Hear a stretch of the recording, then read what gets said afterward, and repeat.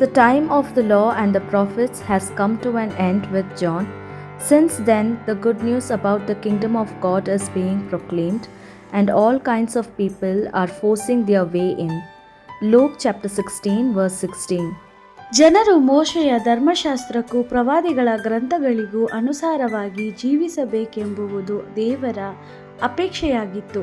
ಸ್ನಾನಿಕನಾದ ಯೋಹಾನನು ಬಂದ ಕಾಲದಿಂದ ದೇವರ ರಾಜ್ಯದ ಸುವಾರ್ತೆಯು ತಿಳಿಸಲ್ಪಡುತ್ತಿದೆ.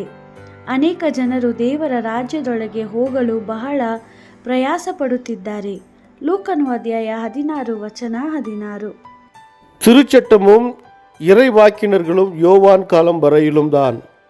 அது முதல் இறையாட்சி பற்றிய நற்செய்தி அறிவிக்கப்படுகிறது. யாவரும் இறையாட்சிக்குட்பட நெருக்கி அடித்து கொண்டு வருகிறார்கள். லூக்கா எழுதிய நற்செய்தி 16 அதிகாரம் 16 வசனம்.